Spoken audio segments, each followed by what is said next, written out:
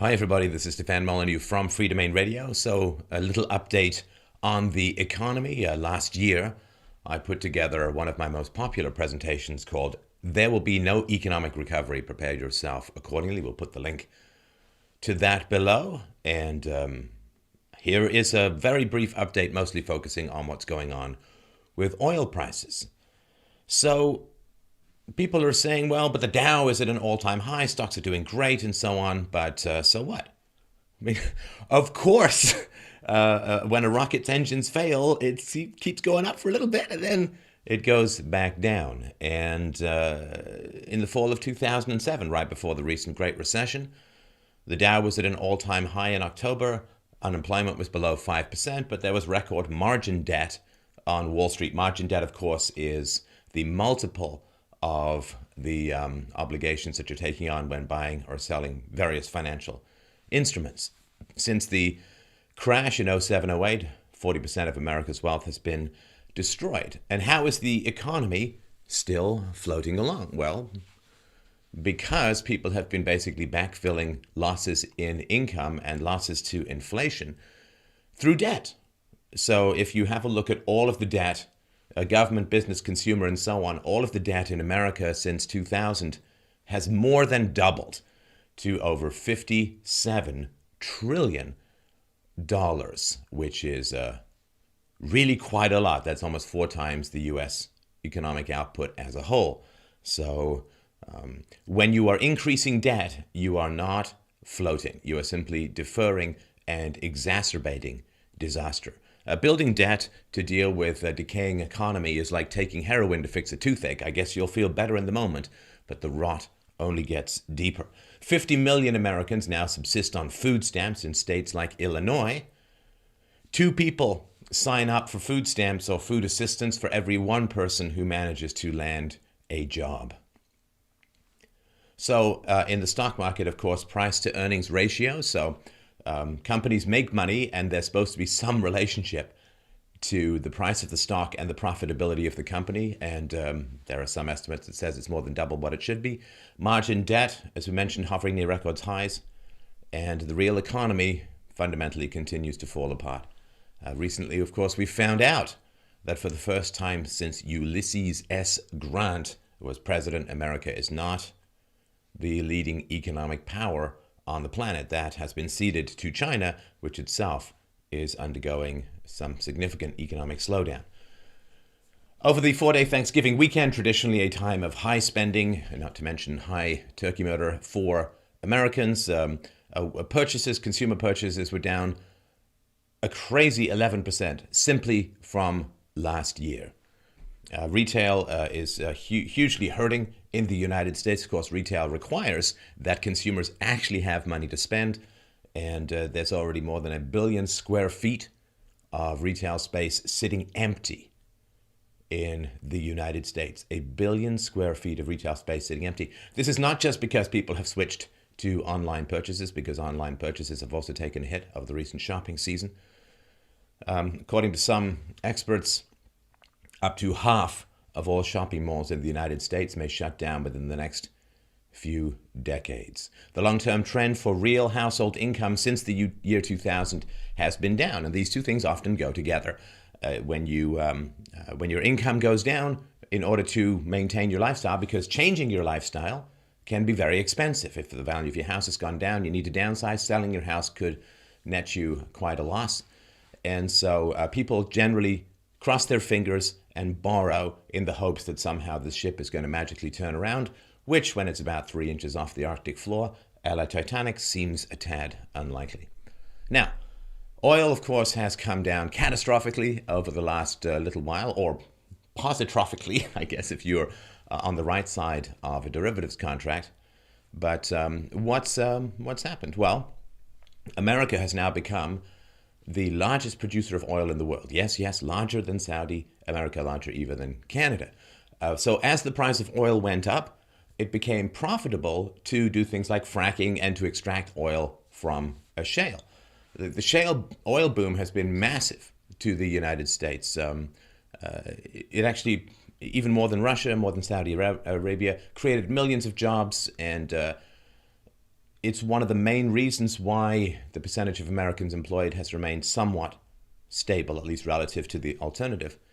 And what's happened is OPEC, the Organization of Petroleum Exporting Countries, has kind of essentially declared a war on U.S. shale oil producers, a price war. So global production of oil, about 75 million barrels a day. The U.S. has added about 4 million new barrels of crude oil per day. That's quite a bit. And OPEC, of course, this cartel of oil producers, Saudi Arabia, Iran, Iraq, Venezuela, they had a big meeting in Vienna on November 27th. And so before the gathering, some people thought, well, maybe OPEC's going to cut back on their own oil production in order to prop up prices. But there was quite a bit of bickering among the governments or the organizations involved, and they did nothing. This is perhaps because people are still, I guess, young enough or old enough to remember that in the 1980s, when prices also fell, Saudi Arabia tried to cut back on production to prop them up. And it didn't really matter. The prices kept declining, and Saudi Arabia just lost out on market share.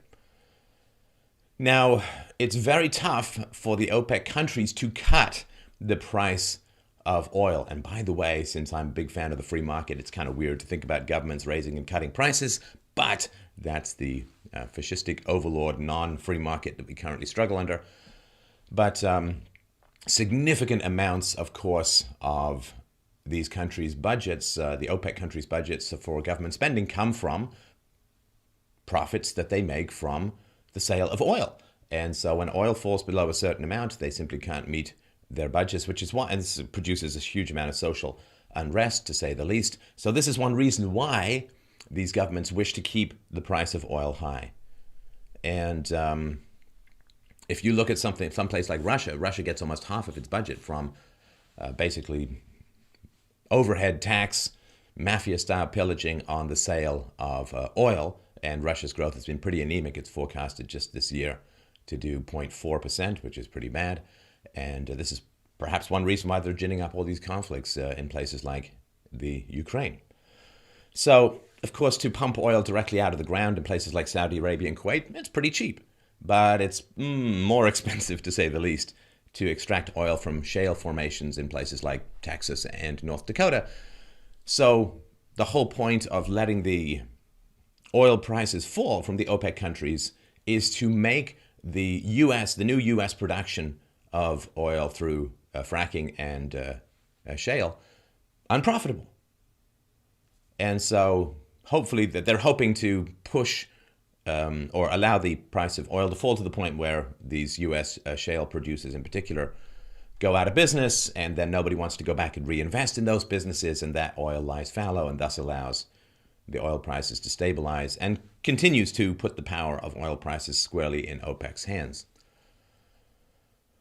So, other things that have contributed, of course, there's falling demand as the world economy continues to decay in China, in Europe, in Canada. There was, of course, a civil war in Libya, which is a major oil producer. Iraq was a mess and still remains a mess. And the US and Europe slapped oil sanctions on Iran and squeezed out those countries' exports. And these conflicts and sanctions took more than 3 million barrels a day off the market. Now, around September 2014, these things started to change. Libya's oil industry began ejecting massive amounts of crude back into the world market. And so as oil production has increased, both from America and from Libya and other places, oil demand in Asia and Europe has been weakening, particularly in China and Japan, which continues its zombie-like march into economic obsolescence as the result of, I think, 20 to 25 years of quantitative easing of money printing and massive subsidies and general government jury rigging with the economy, which should be passing a verdict of guilty of overstatism. So this is one of the reasons, these are all the reasons that are contributing to this. And we'll get into why the price of oil is not changing as much for the consumer and affecting other things like groceries in a moment. But there's only been one other time in history when the price of crude oil has crashed by more than $40 in less than 6 months. The last time this happened, yes, can you guess? Can you guess? Yes, you can. Second half of 2008. The beginning of that oil price crash, preceded the great financial collapse. It was a few months before the great financial collapse occurred that the oil price crashed. Another time that this happened in the mid-1980s is oil output from Alaska's North Slope and the North Sea came online. This was about 5 to 6 million barrels a day. OPEC also set off a price war to compete for market share. The price of oil sank from around $40 to just under $10 a barrel by 1986. So the energy sector is being looked at, I guess, somewhat negatively, I would imagine, by a lot of investors. The energy sector is about 1/3 of S&P's 500 capex, nearly 25% of all combined capex and R&D spending. And during the last time when there was a crash in a particular sector, of course, that was the last high yield collapse. It was around debt that was tied to the housing sector. Citigroup lost 63% of its value in the following 60 days, and Bank of America's value was cut in half. So, why has the price of your oil not gone down, or the price of your gas or heating not gone down at the same rate? Because there are these wonderful things called derivatives, also known as hedging. And so basically, you may have had these guys knock on your door and say, look, the price of gas for heating goes up and down a lot, but we'll lock you in for a particular price so you can be predictable. And that's, of course, what has happened. So the people who make oil, who produce oil, in order to get investment, in order to get money, in order to have lines of credit, they need to show to their lenders that they have a guaranteed price of their oil that is higher than the cost of production, because these vacillations can occur and they can be extremely dangerous. And so they lock in with financial institutions the price of oil, so that if oil goes down, they're fine, because let's say oil goes down to, I don't know, what is it at, about $65 a barrel now. Let's say it goes down to $50 a barrel. Well, you might have locked it in at $90 or $100 a barrel for the whole of the next year.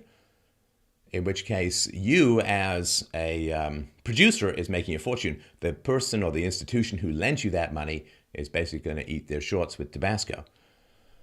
There are 5 Wall Street banks that each have more than $40 trillion in exposure to derivatives, not just, of course, energy or oil derivatives, but each one of them. $40 trillion. The U.S. national debt's only about $18 trillion. So this is absolutely massive.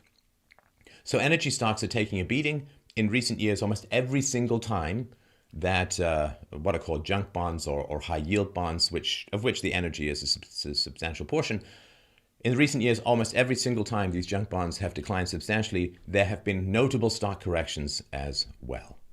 And energy companies now account, as we mentioned, for about 20% of the high yield bond market. And I won't get into more details. We'll put all the sources of this too below. Since the beginning of November, these bonds have been falling steadily.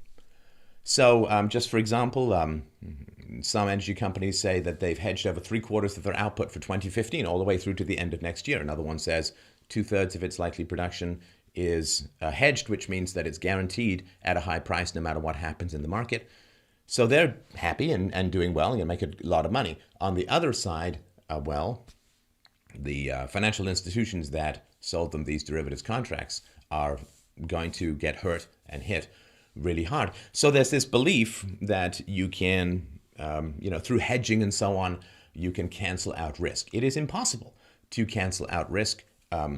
All you can do is mask the risk or transfer it to others. So if you have a house and you want fire insurance, let's say, if you buy fire insurance, it does not lower the chance of a fire. It simply transfers the risk to the insurance company. It doesn't magically, create sprinklers that will eliminate all potential fires. So insurance and derivatives, they do not eliminate risk. They simply mask it or transfer it. So these banks, of course, are huge. These banks that were deemed too big to fail, of course, they've gotten 37% larger since the last recession. That's not good. 5 largest banks in the U.S. are 42% of all the loans. And the 6 largest banks control 67% of all banking assets. Now, those banking assets include, tragically, you, the taxpayer.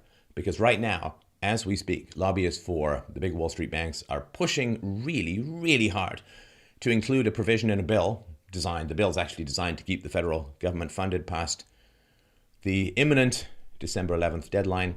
And this provision, which is jammed into this bill to keep government functioning, would allow big banks to trade derivatives through subsidiaries that are insured by the FDIC. FDIC, Federal Deposit Insurance Corporation, was basically brought in after some bank failings earlier in the last century, which were the result of catastrophic Federal Reserve decisions that produced the 1929 exuberance and then the 13 or 14-year recession that culminated in World War II for America.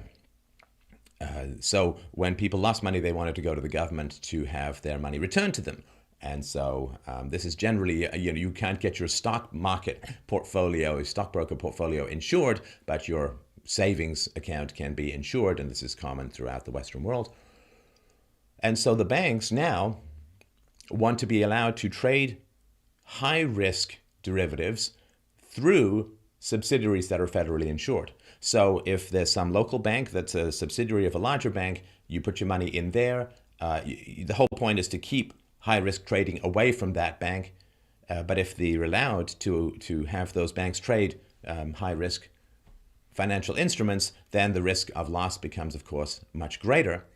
And then your personal savings could be wiped out, and then the government has to step in with taxpayer money, either directly or through debt or through the counterfeiting of monetary inflation. They've got to come in and guarantee and pay you back your deposits. So this is another wonderful way that the banks get to privatize their profits. If they make a lot of money, they get to keep it, and they get to socialize their losses. In other words, if they lose a lot of money, then the taxpayers have to eat that cost. So they are potentially putting the taxpayer on the hook for staggering amounts of losses that could be caused by these risky contracts. So this is the reality of the late stage escalating fascism that is occurring, in which the last embers of the free market are perpetually peed on by the giant hose pipes of banking and financial and governmental institutions.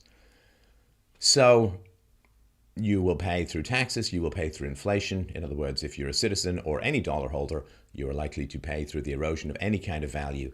And of course, Barack Obama was fundamentally elected initially because he got massive amounts of donations from Wall Street, and he basically is, I would assume, in their pocket. So, and it doesn't matter who comes in next. The important thing to remember about the tattered and flaming economic remnants of the former republic is that it's not a two-party system.